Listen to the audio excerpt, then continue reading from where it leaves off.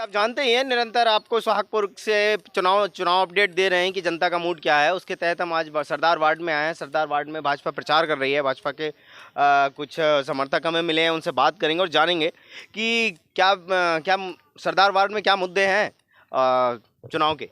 सरदार ward का सबसे बड़ा मुद्दा कि शहर के 15 ही वार्ड में यदि पिछली कांग्रेस की जितनी भी नगर परिषद का शासनकाल रहा है, विकास से अछूता एकमात्र वार्ड सरदार वार्ड है जिसमें विकास नाम कहीं दिखाई न सुनाई देता है।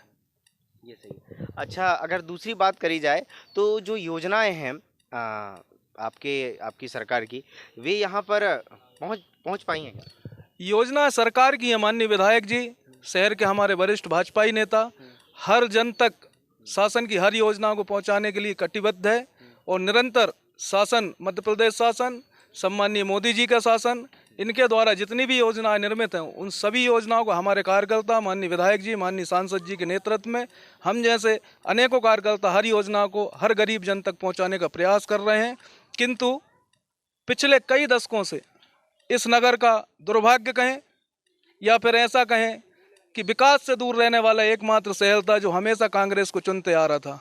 इस बार के जन समर्थन को देखते हुए हमें लगता है कि भारतीय जनता पार्टी सोहागपुर नगर परिषद के 15 ही वार्ड में हमारे अपने प्रत्याशियों को विजयश्री जनता के द्वारा मिल रही है। इतने लंबे समय से सरदार वार्ड में कांग्रेस के पार्षद प्रत्याशी हैं, तो अगर उनको इतनी बार चुना गया है तो शायद उनके द्वारा कुछ तो कार्य किया होगा, जब तो उनको इस बार इतनी बार चुना गया है। जैसा कि मैं आपको बता दूं, पिछले 15 साल और 2 साल प्रशासक का कार्यकाल, इन पूरे समय में कांग्रेस इस वार्ड में पार्षद के रूप में कार्यरत रही है।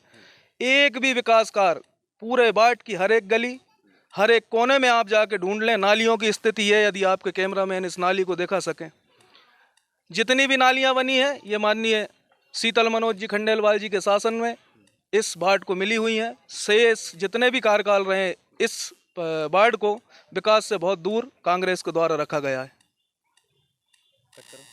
कांग्रेस का भी प्रचार प्रसार जोरों से चल रहा है और पिछली बार भी कांग्रेस की परिषद रही है और वे निरंतर अपने कार्यों को गिना रहे हैं कि हमने ये इतने सारे कार्य किए हैं। और उनके कई वार्डों में अगर देखने को जाए तो बहुत सारे लोग उनका समर्थन भी कर रहे हैं और स्पष्ट रूप से ये भी कह रहे हैं कि भाई हमारे यहाँ कार्य हुआ है, बहुत सारी योजना का लाभ मिला है, या प्रधानमंत्री आवास का हो या स्वच्छ भारत मिशन का हो। तो ऐसा अभी कोई एक वीडियो भी देखे हमने, तो उनमें भी ये चीज़ देखने को मिल रही। तो क्या कहेंगे आप? सबसे पहले तो मैं आपको बता दूं, कांग्रेस किसी प्रकार के कोई कार्य किए नहीं, ना ही वो किसी प्रकार के कार्यों को गिना रही है।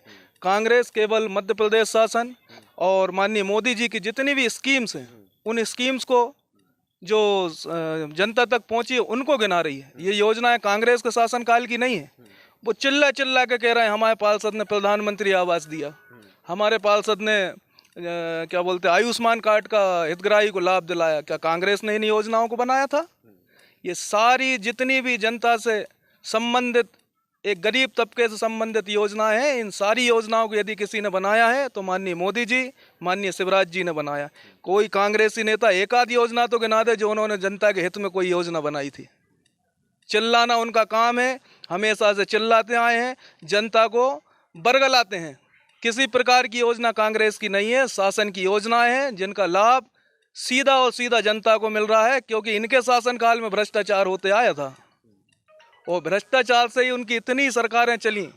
जितनी भी सरकारें कांग्रेस की मध्य प्रदेश शासन में बनी हो या केंद्रीय शासन में बनी हो, सारे शासन में हुआ है तो केवल भ्रष्टाचार, चूंकि वे अपनी उन योजनाओं को नहीं बता सकते जिनमें भ्रष्टाचार हुए हैं। इसलिए वो हमारी योजनाओं के नाम पे आज नगर के चुनाव में हम सबके बीच में आके प्रधानमंत्री आवास, आयुष्मान कार्ड योजना, इन सारी अनेकों जनहितैषी योजनाओं को गिना रहे हैं और क्या कह रहे हैं हमारी योजनाएं, उनके पार्षदों की योजनाएं। एक आधी योजना तो बताएं जो उन्होंने बनाई, जिनसे जनता का हित हुआ, गरीब तबके का हित हुआ। सरदार वार्ड में हैं हम। क्या है इस बार माहौल? कांग्रेस आएगी वापस या बदलाव हो सकता है? बदलाव होगा, बीजेपी का ही आना है इस बार। क्यों? पक्का है, क्योंकि काम भी हुए हैं। रोड जहाँ पे रोड नहीं थी पहले, ये तो कांग्रेस ने बनवाया है। नहीं बीजेपी ने बनवाए हैं। बीजेपी ने कैसे बनवाया? पार्षद तो कांग्रेस के थे। अभी अभी थे, इससे पहले जो मनोज भैया की जो सरकार थी उनने जो रोड उनके राज में बनी है। अच्छा। कांग्रेस की जो सरकार थी वो नली देखने तक नहीं आती थी, साफ भी नहीं होती थी कुछ सालों से। जब से बीजेपी की सरकार आई है रोड भी साफ बनी, नली भी साफ हुई, नली बनी, और सुकन्या योजना और घर का लाभ भी मिला है प्रधानमंत्री मुख्यमंत्री के द्वारा। यानी बहुत से कार्य हुए हैं जो कांग्रेस सरकार में कभी नहीं हुए, जो बीजेपी की सरकार में हुए हैं। क्या माहौल है आपके वार्ड का, किस कांग्रेस फिर से आएगी या बदलाव हो सकता है? कांग्रेस तो नहीं लग रही कि आएगी, बीजेपी आना चाहिए क्यों? क्योंकि बीजेपी बहुत कुछ कर रही है।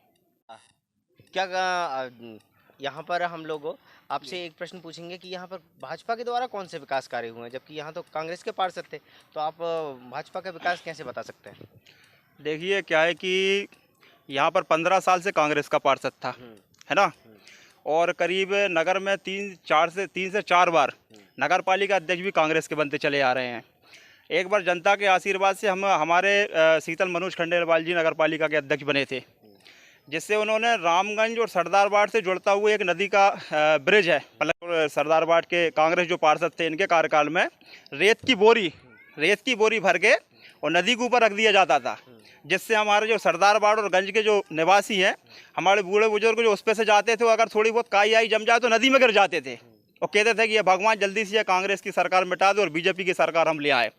तो एक बार जनता के आशीर्वाद से 5 साल हमारे नगर पालिका अध्यक्ष शीतल मनोज खंडेलवाल जी बने, जनता के आशीर्वाद से उन्होंने उस गंज और सरदारबाद के रिप्टे को बहुत अच्छी लागत से और बहुत अच्छा बनाया, जिस पर से वहाँ के नगर पालिका अध्यक्ष जो रह चुके थे, जो खुद बोरी के ऊपर जाते थे, आज वो खुद उनकी 4 व्हीलर से सीधे जा रहे हैं।